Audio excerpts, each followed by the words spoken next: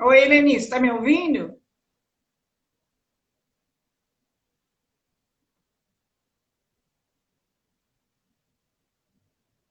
Eleni?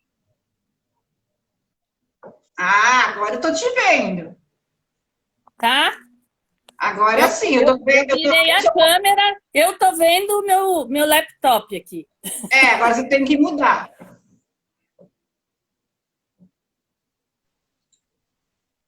Você tem que mudar a câmera de.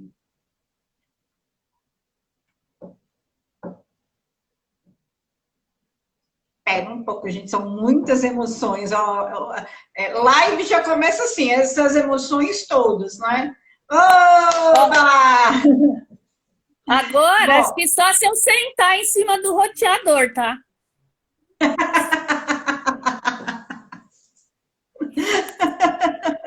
ótimo, ótimo. Mas assim, ó, isso mostra que nós somos resistentes, que nós somos insistentes, que a gente não desiste nunca, Com entendeu? certeza, com certeza. A gente usando a internet está sobrecarregada, Sem né? dúvida, sem Ah, dúvida. A eu gente já aumentou aqui em casa e eu tô achando que vamos ter que aumentar outra vez, porque tem hora que fica impraticável. sim. Só hoje eu recebi acho que umas 5 chamadas de live entre 6h30 e 8 horas. Já tem gente fazendo live 10 horas da noite para tentar descongestionar, É, entendeu? talvez seja uma alternativa mesmo. É, pois é. Mas, ó, tá entrando um monte de gente. Roseli, Vicente, Você entrou conta. Roni, Visconti. Gente, assim, ó, um monte de gente legal tá entrando. Pessoas que também, deixa eu ver, a Shirley Proença, o Rovilson, muita gente. Então, assim, ó, como a gente entrou 15 para as 8, então a gente consegue ir até umas 20 para as 9 de boa, né? Ou umas 8h30 Beleza. mesmo.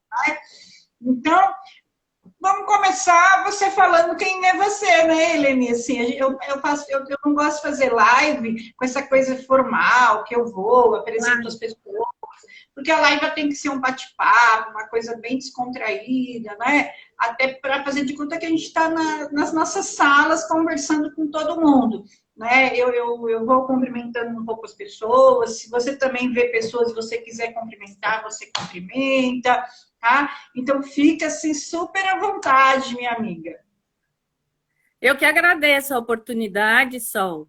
É, né, boa noite para as pessoas que estão com a gente aqui, acompanhando essa nossa luta aqui com a tecnologia, mas um dia a gente resolve. Eu até acho que já estou melhorando, mas de vez em quando a tecnologia dá umas rasteiras na gente, né?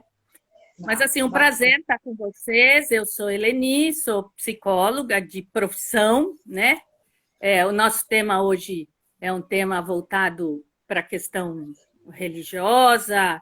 Não gosto de dizer teológica, porque não sou teóloga de formação, eu dou muito palpite. Tem umas teólogas aí que eu já vi que estão assistindo, depois elas me puxam a orelha se eu estiver falando. Mas sou presbítera da Igreja Presbiteriana Independente do Brasil, que é uma igreja formada de tradição calvinista, e presidente do presbitério do ABC, que é uma região de igrejas. Então, é mais ou menos semelhante à ideia de diocese.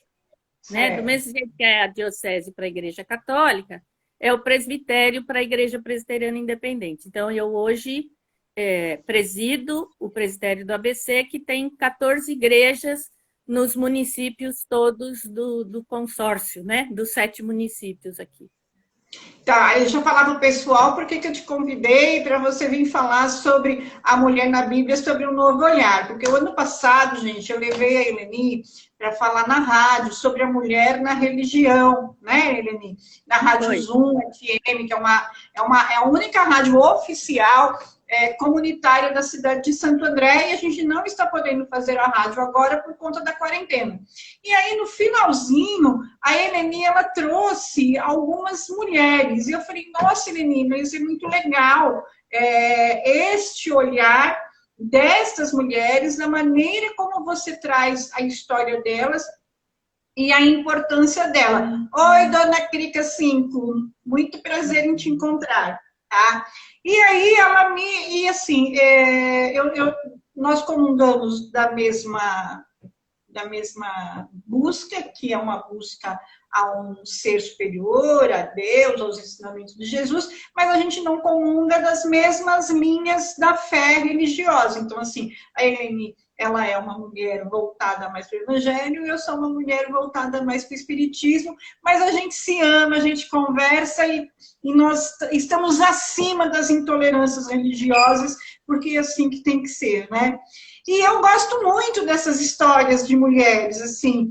Eu lembro quando eu era criança, Nenê, eu falava assim, se eu tivesse uma filha, eu falava para mim mesmo, né? Ai, se um dia eu tiver uma mulher, uma filha vai se chamar Abigail. Só que a minha filha acabou se chamando Sara por conta de Santa Sara Cálio, né? Então, mas tá, né? As coisas estão... Tá por ali. Tá por ali. Então, nos presentei essa noite, que é um dia dos namorados, né? Um dia do amor, um dia das pessoas estarem juntas. Nos presenteiem com as mulheres que você vai nos trazer hoje. Eu fui ler algumas, né? Porque eu pensei, eu vou ler algumas para poder dialogar. Mas eu quero que você nos presenteie, então, com essas mulheres maravilhosas a partir do seu olhar que você faz. Tá certo. Bom, feliz Dia dos Namorados para todo mundo. Depois a gente vai comemorar, certo? Então, quando o nome da nossa conversa hoje, né, fala sobre um novo olhar. Então, acho que, primeiro de tudo, é interessante a gente definir um pouco, ou pelo menos tentar explicitar, de que outro olhar falamos. Se o nosso é novo, que outro é esse olhar, né?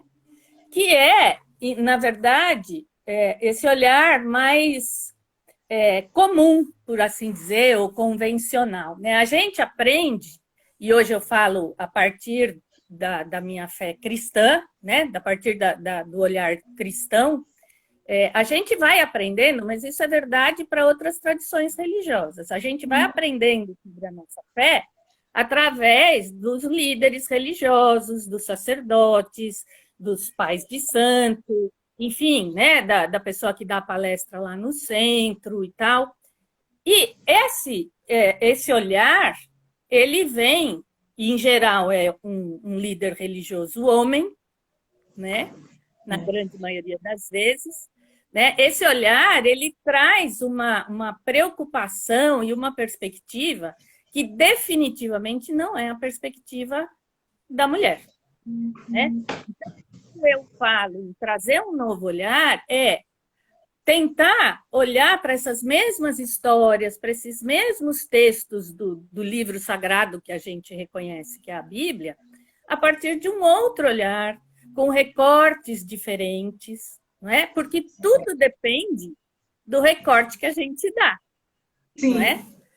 Então, acho que assim, essa é uma questão que eu queria tentar pensar com vocês hoje, e principalmente falar para você que, independente da sua fé, da sua experiência espiritual, não é?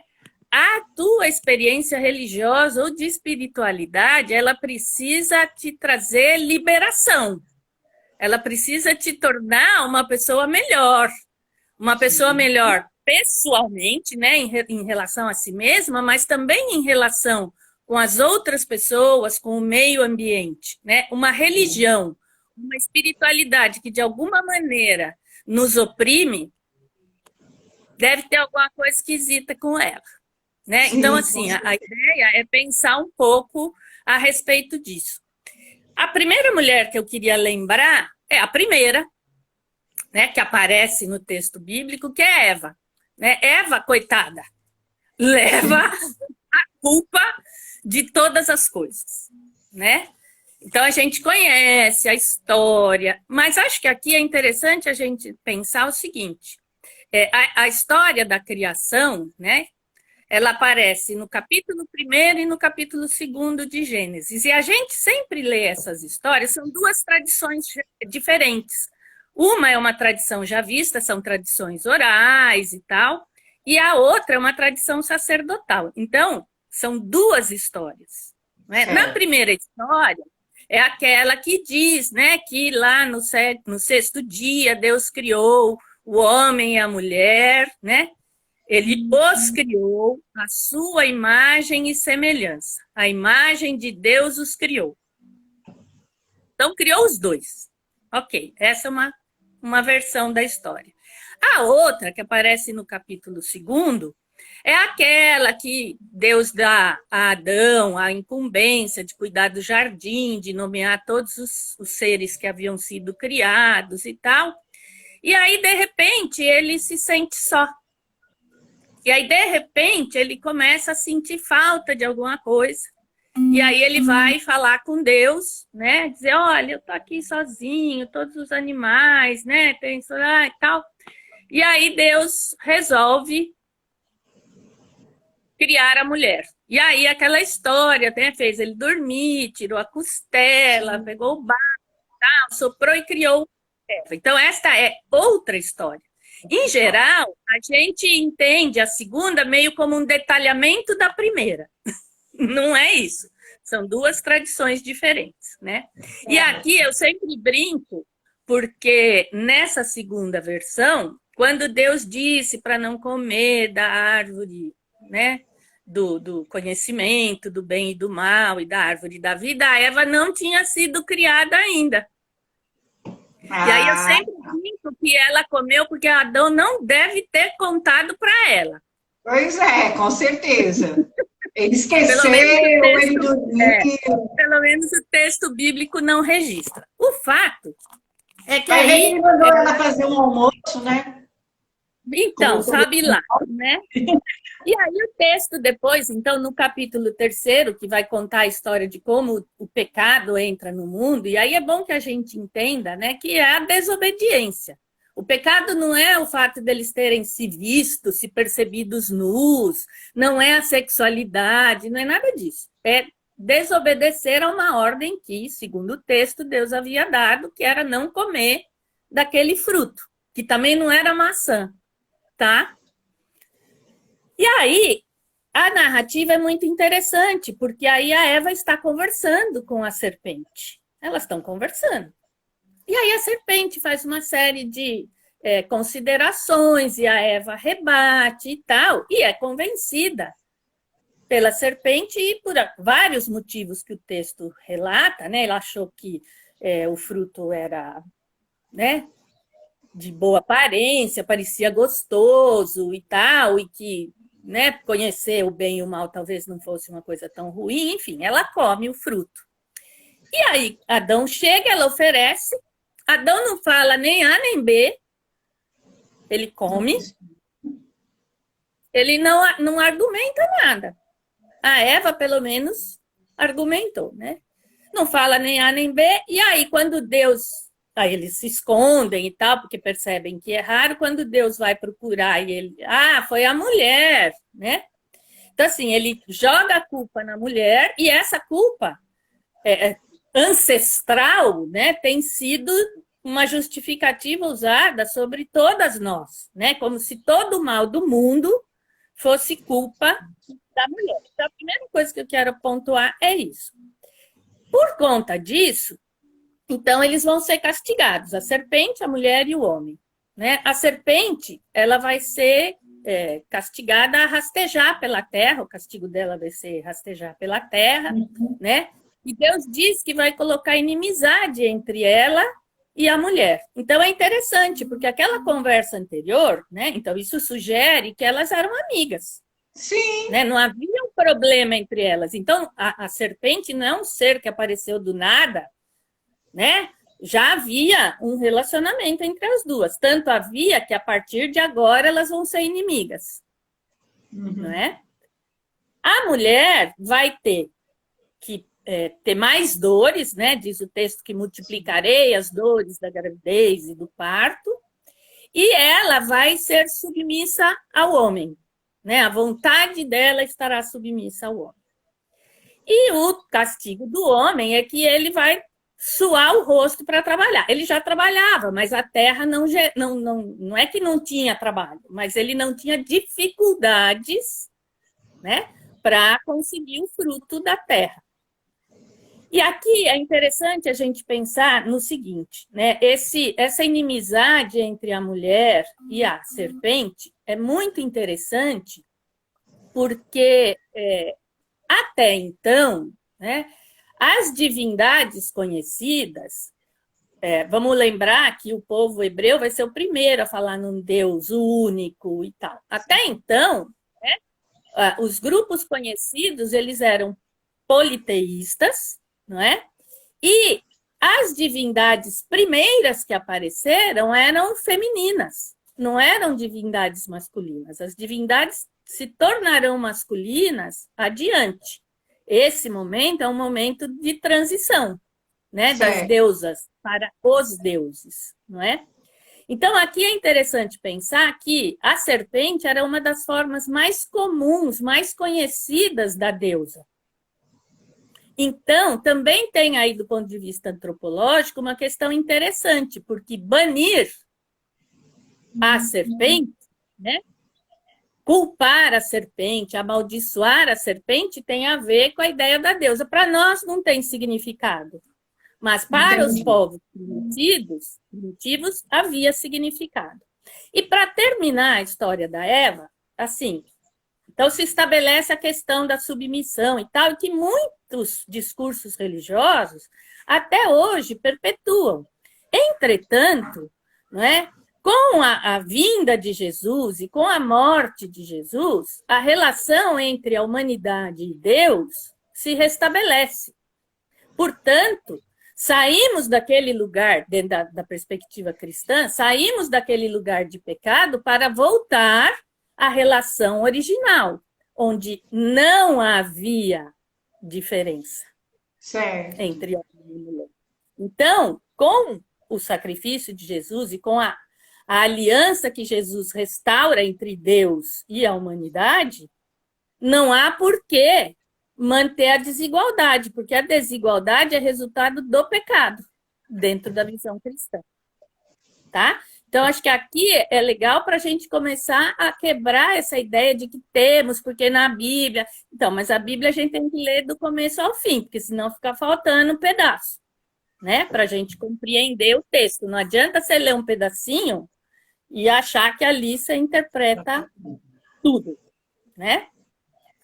Bom, as outras duas mulheres que eu quero lembrar são Débora e Jael. Tem 2 capítulos só que falam delas. Débora era uma juíza, olha só. Né? No tempo em que o povo hebreu ainda não tinha reis. Então, havia juízes. E ela era uma juíza. Então, era a maior autoridade do povo de Israel. Não é? Ela era uma juíza, diz o texto que ela julgava, o escritório dela era debaixo de uma palmeira, não é? E aí, o povo vinha, nesse tempo em que ela julgava, vinha oprimido há 20 anos, né? Vinha sendo oprimido e combatido e subjugado por um outro rei. E aí ela chama Baraque, que era lá um militar, e diz para você ir lá e pegar tantos soldados e não sei o quê, ir para tal lugar, porque ele vai te dar a vitória. Você não vai? Ele diz, eu só vou se você for. Né? Ele não queria ir sozinho, né? Porque a presença dela também significava a presença de Deus junto do exército. Então ele pede que ela vá. Ela falou, tá bom, eu vou. Mas você fique sabendo que a vitória não vai ser dada por você, vai ser pelas mãos de uma mulher. E aí eles vão para o combate, não é? No combate, o exército de Israel, enfim, subjuga lá e mata todo mundo, só que o rei inimigo, ele foge. Ele foge e ele se aproxima da tenda de uma mulher chamada Jael. E ela, então, vai ao encontro dele e oferece a tenda dela para ele descansar. Né? E ele diz, olha, se alguém vier aqui, você diz que eu não estou aqui. Ela falou, não, tudo bem, fica tranquilo. E aí ela o alimenta e tal, bota um tapete sobre ele e ele adormece, porque ele está muito cansado. E ela pega uma estaca da tenda, um martelo e dá com a estaca na cabeça dele. E o mata. né? E aí a vitória é completa, né? Pelas mãos de uma mulher, como dissera Débora. Então, duas mulheres, né? Com iniciativa, né? Uma mulher com autoridade e outra mulher que não ficou intimidada diante da presença do rei inimigo. Pelo contrário, ela foi capaz de arquitetar um plano para matar aquele inimigo. Tá, e Débora era uma mulher muito corajosa, né? E ela estava sempre disposta a se sacrificar pelos outros, né? Sim, porque, veja, ela era a juíza. Ela era a juíza de Israel. Era ela que resolvia todas as pendengas que aconteciam em Israel. Né? Tudo que havia entre as pessoas, entre as famílias, entre os clãs, ia parar na mão dela. E ela é que julgava. Então, ela era uma mulher sábia também, além de corajosa. E ela aparece pouco na história, né? Assim, ela não é uma mulher... É aquilo que eu disse, ela aparece em 2 capítulos do livro de Juízes, os capítulos 4 e 5. Então, são relatos muito rápidos, não é? O que nos leva a uma outra questão, porque em geral se fala, mas não aparece, mas não tem quase mulher na Bíblia, na história, elas não foram importantes e tal. Eu costumo dizer que, assim, as que aparecem é porque não tinha como não falar do nome delas, né? Mas eu entendo que o que se dá na narrativa bíblica é o mesmo que se dá na narrativa da história em geral. A gente vê a mesma coisa, né? Sim, então a tendência é invisibilizar a mulher, a tendência é não valorizar as conquistas da mulher quando essas conquistas não são, de repente, apropriadas por um homem.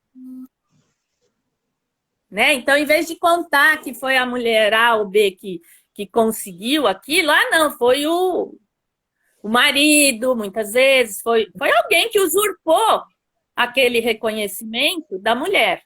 Então, o fato de ter poucas histórias, por assim dizer, é só uma questão de procurar.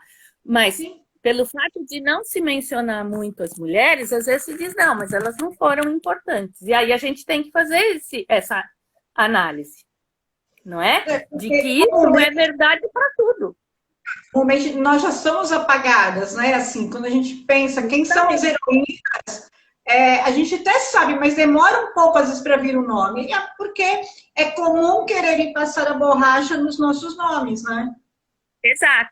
Então, essa é uma coisa que a gente tem que ter sempre em mente, né? A narrativa bíblica é uma narrativa histórica como as outras, né? Contada a partir de uma sociedade machista, patriarcal, misógina, e tudo isso está imbricado no texto. Então, quando a gente vai ler o texto, a gente tem que ter isso em mente, tá certo? Vamos ver a história da Vasti e da Esther. Essa história é interessante. Vou dar a Eliane Carvalho, que entrou, Patrícia Gordano, que entrou. Um beijo para vocês. E, meninas, vocês estão escutando bem? Façam perguntas também, vão interagindo, tá bom? Então, essa história de Vasti e Esther está no livro de Esther mesmo. Né? É um livro curtinho. Vale a pena, se vocês tiverem a oportunidade depois de ler. O livro de Esther dá uma novela. É uma história folhetinesca. Assim, são poucos capítulos, dá para ler rapidinho. É uma história cheia de emoções e tal, mas ela começa assim. O rei Assuero era um rei muito poderoso, ele tinha um reino muito vasto naqueles dias, e ele resolveu dar uma festa. Né? Então, o livro começa com essa festa. E ele dá essa festa, é uma festa que vai durar 180 dias. Veja você, não era qualquer festinha, não. Qualquer coisa. Não era qualquer coisa. E ele vai dar essa festa, e nessa festa estarão todos os chefes dos exércitos, né, das províncias todas sobre as quais ele governava, toda a nobreza, todos os governadores das províncias. Tá? Era quase uma reunião com o ministério. Tá? uma reunião ministerial. E aí ele está fazendo essa festa, essa festança toda. Terminados os 180 dias, então começa o banquete final, né? Que vai marcar o encerramento da festa. E vai ser uma festa, esse banquete vai durar 7 dias, tá? Ele dá esse banquete para os convidados dele e a rainha, que era Vasti, está dando um banquete para as mulheres, não é? E aí tinha bebida à vontade, o vinho real era servido em copos de ouro, era aquela coisa assim, ostentação total, porque era uma manifestação de poder e de glória do rei, falando, olha, eu sou o cara. Ok. O dinheiro do povo também, né? Pois é. No sétimo dia, o texto bíblico é bonito, diz que o coração do rei já estava alegre. Ou seja, ele estava bêbado, né? Ele já estava alcoolizado, 7 dias. Ele e todos os convivas, né? E aí ele resolve chamar a rainha Vasti para exibi-la para os seus convidados. Ela deve colocar a coroa real e deve vir, porque ela era muito bonita. E aí, a Shirley, que está nos assistindo, ela me contou que o que se supõe que ia acontecer é que ela ia só de coroa mesmo. Ah, ela ia sem mais nada, só a coroa da cabeça. Ela tinha que ir nua. Tá? Então, você imagina o que significava isso. Sim. O risco que ela corria, porque ela ia para o meio de um bando de homem bêbado, nua, para ser exibida como uma outra propriedade do rei. Sim. Né? E o impensável acontece, a Vasti se recusa a ir. Ela não vai. Por causa disso, ela perde o trono, porque vira um buchicho geral no reino, né? E aí o rei chama, então, os seus assessores para saber o que diz a lei, o que ele pode fazer. Porque onde já se viu, não é? Essa mulher não obedecer o rei. E aí os assessores dizem, não, tem que fazer alguma coisa mesmo, porque quando as mulheres souberem o que ela fez, nenhuma mulher vai honrar o seu marido. Já ouviu esse tipo de conversa? Essas coisas são antigas, né? O exemplo que ela está dando, não pode. Então, tem que fazer alguma coisa. E aí, ela foi expulsa do reino, né?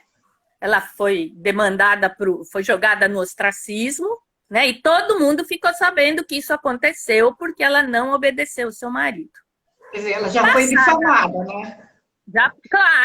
Claro, foi difamada, né? Mas a gente muitas vezes não percebe quantas violências ela sofre só nesse convite. Sim. Porque ela corria, inclusive, o risco de violência sexual, né? Violência psicológica, não é? Um constrangimento absurdo. Sabe lá o que ia acontecer ali? Podia ser violência física, podia ser violência sexual, Sim.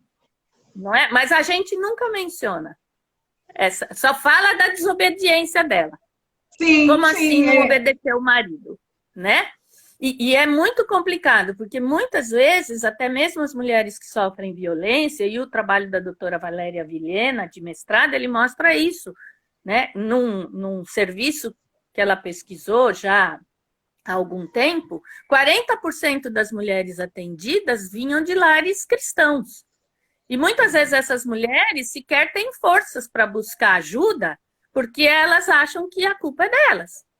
Né? Não só elas se sentem assim, mas quando você tem esse discurso religioso em cima, fica mais complicado, não é? Tá, mas muito aí, bem. Aí a Martinha... né, Helene, quando a gente olha para a história, né, que a gente vai olhar lá atrás como é que tudo isso começou, então a gente vê tanto essa herança da mulher se sentir culpada, como o homem se considerar na autoridade de dizer qual roupa ela usa ou não. Sim, o poder de fazer isso, né? De determinar, olha, isso gosto, não gosto, pode, não pode. Oi? Né? Muito bem, passada a ira do rei, precisa de uma nova rainha. E aí eles vão fazer assim, tipo um concurso, né? os mensageiros do rei vão procurar entre as províncias todas as belas virgens para trazer a presença do rei, para ele escolher quem vai substituir a rainha Vasti. Certo. E aí Esther é escolhida. Ocorre que Esther era judia. Sim. E ela não conta que ela era judia. Né? E ela fica por lá. Na história, vocês lerem lá, não vou me estender aqui, há inimigos, há conspirações, até que, por fim, o rei faz um decreto que manda que todos os judeus sejam mortos num dia X. E aí o tio dela, que era a única pessoa que sabia que ela era a rainha judia, né?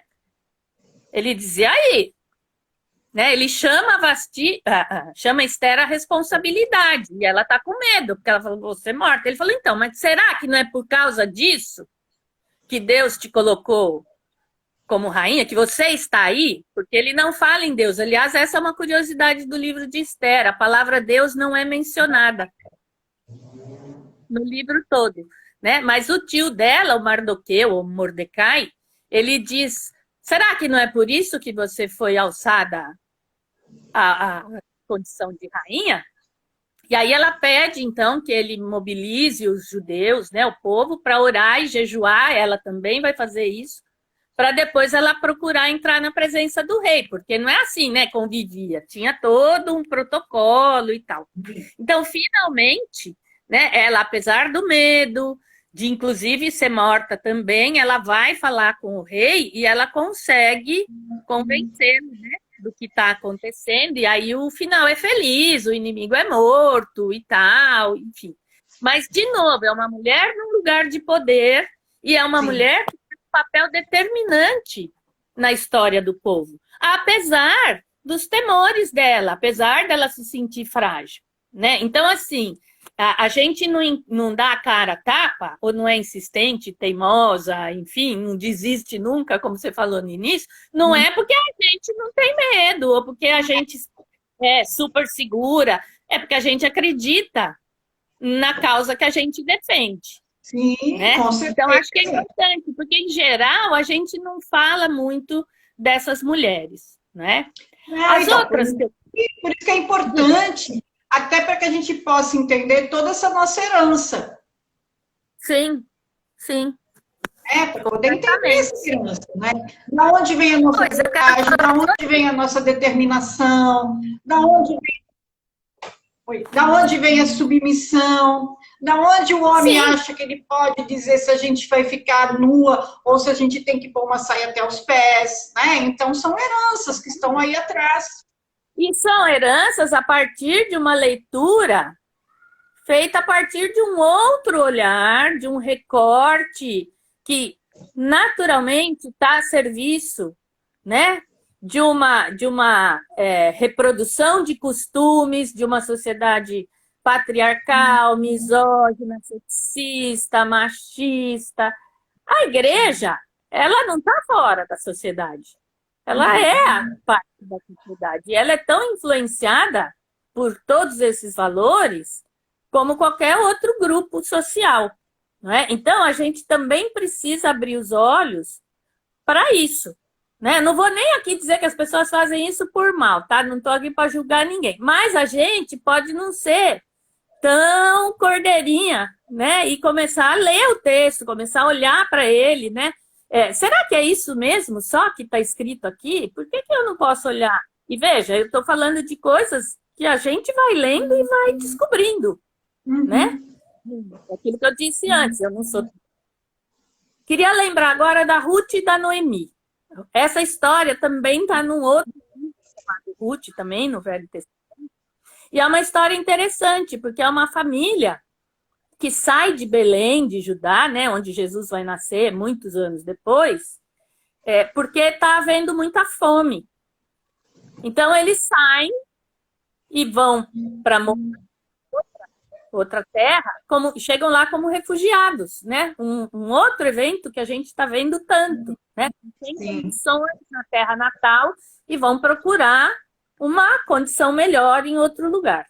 E aí vão Noemi, seu marido Abimeleque e seus 2 filhos. E aí, chegando lá, passado um tempo, eles se estabelecem e tal, o Abimeleque morre. Depois, os filhos dela, Maalon e Quelion, eles se casam com mulheres moabitas, Orfa e Ruth. Só que passa uns 10 anos, mais ou menos, passa um tempo, os dois morrem também. E aí ficam só as três. Três mulheres, sem um marido, sem um patriarca, elas praticamente não são ninguém, né? Noemi tinha ouvido notícias de que lá na terra natal dela as coisas tinham melhorado. Então ela resolve voltar.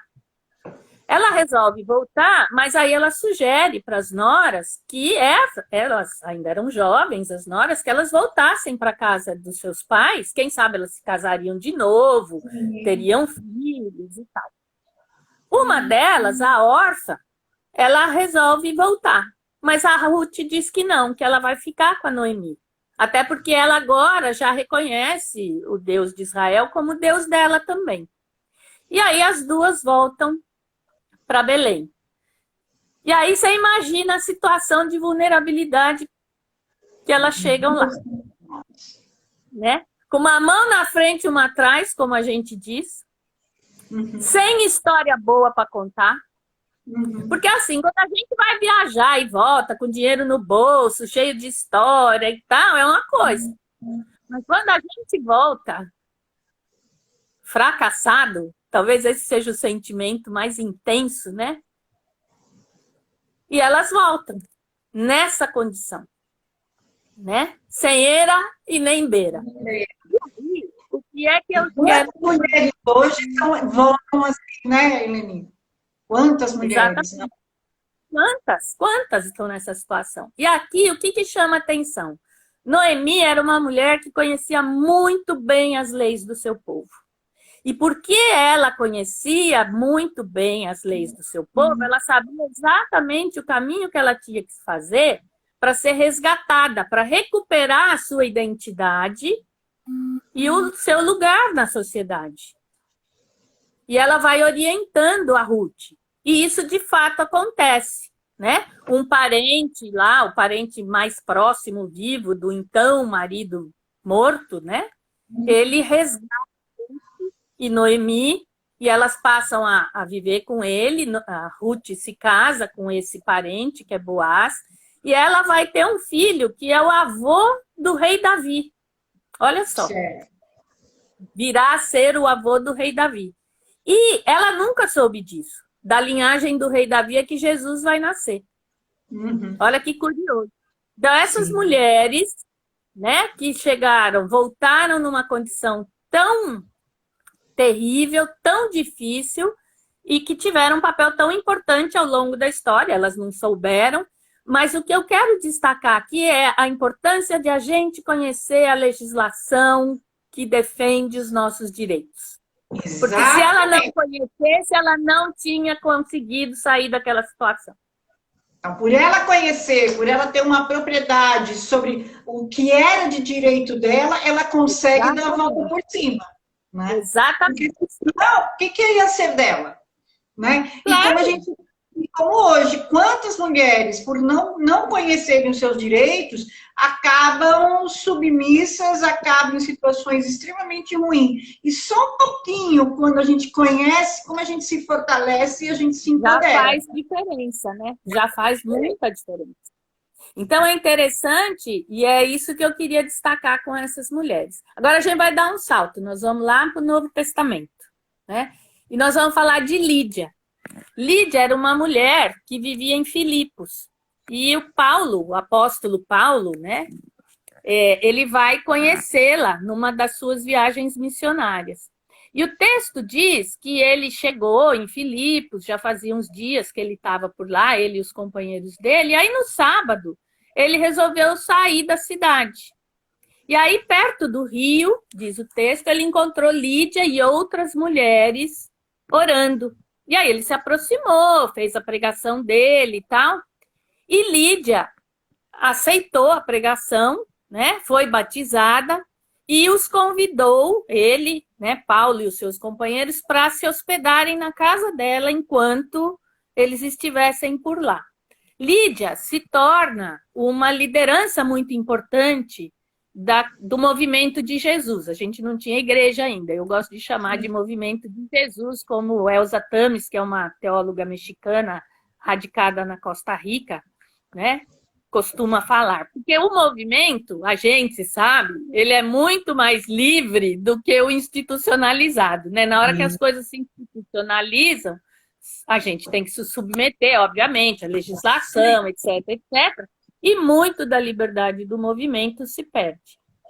E é interessante, né? Porque alguns comentaristas, essa é a leitura talvez mais antiga, dizem que a Lídia provavelmente era uma mulher bem de vida, uma mulher rica, porque ela era uma comerciante de púrpura, né? Que eram tecidos tingidos, blá, tá, né? Era uma coisa que a elite só que usava, né? E talvez por isso, né? Ela tinha propriedade e pôde convidá-los para estar na sua casa, né? Hospedados na sua casa. E é interessante porque há vários documentos que apontam que durante o início do movimento de Jesus, muitas mulheres bem de vida, com recursos, se aproximaram do movimento e se converteram ao movimento. O que, por si só, é importante a gente lembrar que converter-se ao movimento de Jesus já era uma atitude arriscada. Porque já era uma rebeldia. Exatamente, era um movimento revolucionário que pregava algumas coisas muito diferentes do que aquela sociedade estava acostumada, não é? Mas muitas mulheres viram justamente nesse movimento a possibilidade de ter uma identidade fortalecida, não é? Porque o movimento ele trabalhava com a ideia de igualdade, né? De que todos eram iguais. Então é interessante pensar sobre essa perspectiva. Outros comentaristas dizem que talvez Lídia não fosse essa comerciante tão rica, porque diz o texto que ela era de Tiatira, e Tiatira não era uma cidade que tinha mar. Né? E havia dois tipos de púrpura.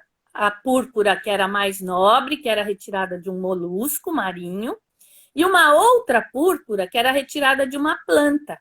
Então, como ela vinha de uma cidade que não tinha mar, alguns comentaristas sugerem ou supõem que talvez ela não fosse aquela comerciante da púrpura mais nobre, mas da outra púrpura. E o fato de Paulo tê-las encontrado fora da cidade também pode sugerir a marginalidade da profissão delas, porque o tingimento era uma profissão marginal, né? Uma profissão de muita sujeira, né? Você imagina, você está tingindo um negócio, você fica toda tingida. Né? Elas faziam isso o tempo todo. E se a gente pensar que o fixador que era usado para tinta era urina, tinha um cheiro, né? Então tinha a ver com aquela questão da imundície, da impureza, e talvez por isso elas estivessem fora da cidade. Né? E aí, exatamente. E nessa perspectiva, o que os comentaristas sugerem é que talvez esse grupo de mulheres fosse uma espécie de cooperativa de trabalhadoras. E que aí, né, se a gente for pensar assim, o que Jesus pregava, que na minha concepção era um socialismo, a igualdade, fraternidade, dividir tudo, porque ele era um grande revolucionário no campo das ideias, né? Então, provavelmente, essas mulheres se aproximam, como você diz, do movimento dele, porque se identificaram nessa necessidade da busca de uma sociedade mais igual na época, né? Provavelmente foi isso que as levou ao movimento. Justamente. Então, é interessante a gente pensar que ainda que ela fosse uma mulher de uma condição privilegiada ou uma trabalhadora, ela foi aceita, ela teve espaço e ela se tornou uma liderança importante, porque ela era uma mulher reconhecida na comunidade. Né? Seja porque ela tinha uma boa situação, seja pela organização com a sua comunidade de trabalhadoras, né? E aí, então, Paulo teria ficado junto com os seus companheiros em algum galpão, em algum lugar que era um espaço de abrigo coletivo, né? Veja, a gente diz, mas a gente está imaginando. Porque o texto tem poucas informações. E quando a gente quer saber, a gente tem que ir especulando, tem que ir procurando os detalhes do texto, justamente para a gente questionar as leituras, enfim, tradicionais que a gente, né, vem ouvindo o tempo todo. E tirar as mulheres da submissão, né?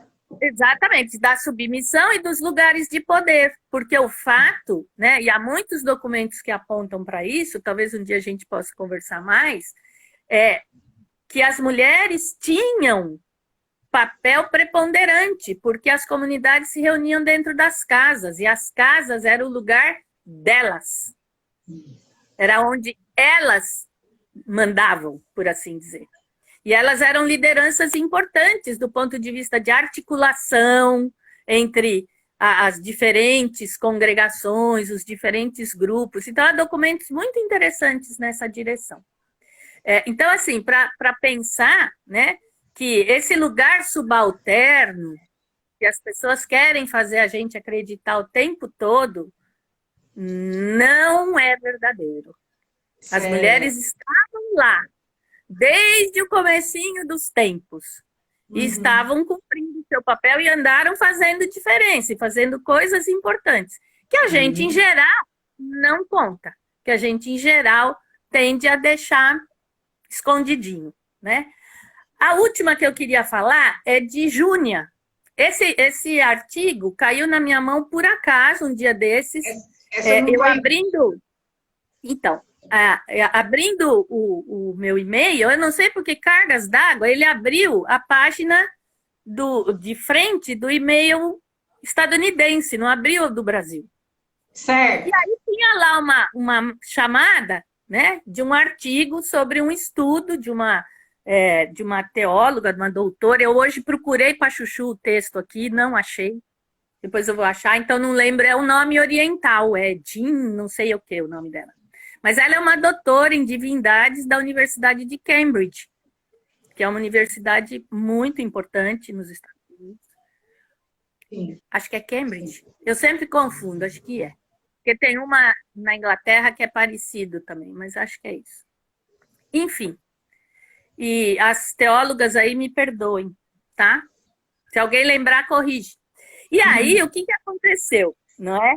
Ela, nesse artigo, o que essa teóloga menciona da Júnia é o seguinte: a Júnia ela é mencionada no último capítulo da carta de Paulo aos Romanos. Ele está terminando a carta, e aquela parte final, olha, manda um abraço para Sara, viu? Se você encontrar com a Márcia, dá um beijo nela. Olha, dê lembranças, né, para Malu. Eu soube que ela teve doente, ela tá melhor. Então, é uma coisa mais ou menos assim que ele vai falando.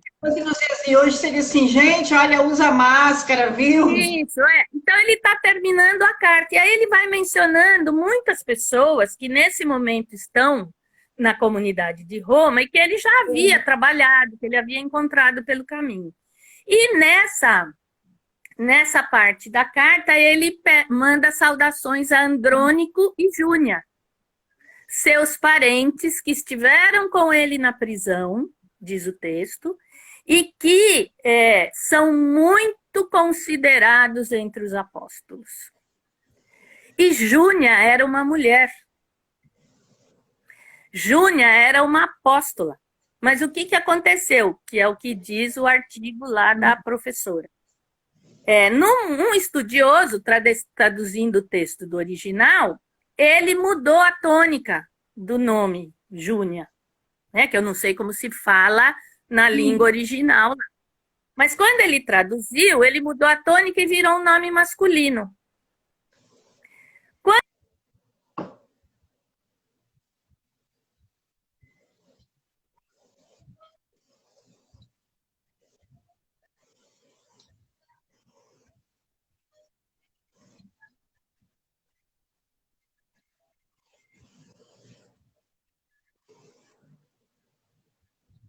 sumiu aqui para mim um pouco. Então, o Lutero usa... Tá bom. O Lutero usa justamente esse estudioso. E aí ele também entende que Júnia era um homem. Né? E nesse artigo, o que essa doutora faz é justamente recuperar o lugar de Júnia como apóstola. E ela não só era uma apóstola, mas se ela esteve presa, certamente ela não era uma figura que não fazia diferença. Ela devia, pelo menos, causar. Né? Ela era alguém que tinha alguma liderança, ela era alguém que, né, fazia diferença para poder ser presa. Porque se ela não fizesse, né, não ia ser presa. Então, ela tinha estado presa e diz o texto que ela era muito considerada entre os apóstolos. Então, entre os próprios apóstolos, ela tinha alguma importância, né, uma relevância especial. Então, assim, para dizer que, veja aí, eu não vou julgar lá o estudioso. Claro. Mas olha só como é fácil a gente apagar uma mulher da história. Sim, com certeza. Com certeza. Não é fácil. Como é fácil você rotular como prostituta, né? Como mulher da vida fácil. Né? É muito fácil. Então, assim, e quando você não consegue rotular dessa forma, que a culpa é dela, né? Como você trouxe, toda a culpa foi da Eva, o Adão não teve nada com isso, coitado, ele só comeu da fruta. Exatamente. Coitadinho, ele não teve nada com isso.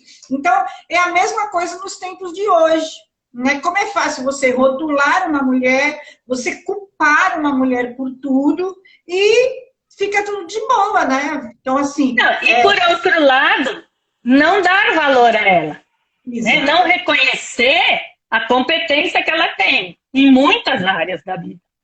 Sim, sim. Não é? Em muitas áreas da vida. Então, acho que é interessante, né? A gente pode um dia até falar só das que são chamadas prostitutas, né? Legal. No texto bíblico. A gente pode até conversar sobre isso. Mas é interessante, uma coisa que me chama muito a atenção é que o texto bíblico, ele usa essa expressão, mulher pecadora.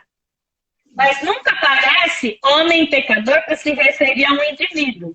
Quando aparece homem pecador, é uma fala que diz respeito a toda a humanidade. Mas as figuras femininas, não é uma vez só, que são chamadas de mulher pecadora. Né? Então, isso também já acende a luz. Né? E para terminar, eu queria lembrar, né? E aí eu vou para a boca de Jesus. Né? Eu queria lembrar 3 parábolas muito conhecidas de Jesus, que são as que ele usa para contar para a gente como é o reino dos céus. E ele conta, são parábolas conhecidas, a parábola do bom pastor, aquele que tem 100 ovelhas, perde uma ovelha, né? Uma se perde, ele deixa as 99 e vai buscar aquela uma. A parábola da moeda perdida, né? Que a moeda se perde, e aí ela revira toda a casa, e ela acende a candeia, né, para poder, porque as casas eram escuras, né, porque não é que a mulher era bagunceira, desorganizada, porque a história já vai por aí, né? Já perdeu a moeda porque era bagunceira, enfim. Mas, enfim, o reino é como uma mulher que perde uma moeda e ela vai revirar a casa dela até encontrar essa moeda e depois vai celebrar com as suas amigas, né? E a outra parábola dessa tríade é a parábola do filho pródigo, né? Daquele filho que vai embora, depois volta arrependido. E os personagens centrais são sempre identificados com Deus. Então, o pastor, que recupera a ovelha, é Deus. A mulher, que recupera a moeda, é Deus. E o pai, que recebe o filho de volta, é Deus. Então, aqui, Jesus inclui definitivamente a mulher, né? No seu ministério, em toda a sua plenitude. E a identifica absolutamente como imagem e semelhança dele. Porque a gente o tempo todo é colocada de lado. Então, assim, essa parábola, há outras, mas essa em particular, justamente pelo apoio dos demais, ela deixa inequívoco que Jesus está dizendo que a gente pode identificar o divino com o feminino. Isso é muito bonito. Né? Que a gente pode identificar o divino com o feminino. Os homens não percebem isso, né, Eleni? Então, cabe a nós fazermos mesmo essas falas e quebrando essas amarras, né? Mostrando que existem outras formas da gente olhar as histórias, né? Não apagar. Exatamente.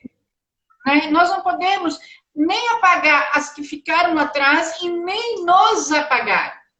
Né? A gente tem que sempre valorizar os nossos nomes, sempre valorizar as nossas histórias de companheiras que fizeram as coisas acontecer, né? Porque, vou pegar aqui, né? Apesar que já está faltando um pouquinho por Instagram cair, mas, por exemplo, todo mundo fala de Prestes.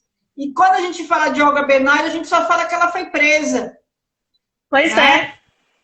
Exatamente. E todo o papel que ela teve. Né? E a importância que ela teve e as contribuições que ela deu. Então, a gente precisa sempre... Prestes, né? Exatamente. Sendo isso. Mas, Olga, aí você fala, nossa, ela foi entregue para os judeus. Como se ela foi, né? Como se ela não batalhou para não ser entregue, como se ela não teve uma resistência dela, como se ela não tivesse uma história. Então, a história sobre nós, ela sempre se repete, né, Yuri? Sim, e sempre sofre esse movimento da tentativa de invisibilização, de desvalorização das conquistas, das realizações, né? E a gente precisa resgatar. Né? Isso é importante porque a nossa representação, e aí eu falo do meu lugar de psicólogo, né? De psicóloga, que é a nossa representação simbólica, né? A maneira como a gente se percebe simbolicamente passa por esse lugar. Né? E a nossa espiritualidade, ela é muito importante na construção da nossa identidade. E se ela não nos valoriza, como é que a gente vai se ver? Sim. E eu acho que também, assim, né? Daqui a pouquinho o Instagram ele já começa a contar aqui, porque só isso que é ruim no Instagram, né? Porque ele é bem ditador, né? Ele corta e acabou. Mas, assim, o que eu vejo também de importante é a gente conseguir superar por onde a gente caminha pela fé. Como hoje, nós estamos aqui dialogando, você já foi na rádio, a gente está junta, porque isso também é importante, né? Este diálogo entre nós, né? Você vai para a sua igreja... Né? Mas a gente tem que dialogar, nós não podemos ser inimigos, porque senão todas as histórias nos levam ao amor, né? Ao compartilhar. E a nossa fé não é motivo de desavença. Não. Né? A nossa fé é o nosso jeito. Eu já disse a você isso, eu entendo, né, que as festas, tradições religiosas são construtos teóricos que a gente faz, que a gente desenvolve para tentar definir um fenômeno que é o divino. Uhum. O divino, ninguém explica. O divino, ninguém conheceu verdadeiramente. Né? A gente tenta chegar perto a partir da nossa compreensão. Né? Então, não é possível que só a minha tradição religiosa entenda o divino, ou que só a sua, ou que só a do outro. Né? Obviamente, a questão da fé passa pela minha identidade com aquela leitura. Mas é difícil eu começar a pensar que eu sou a única senhora da verdade. Minha flor, falta 7 segundinhos. Eu te agradeço muito por essa sexta-feira.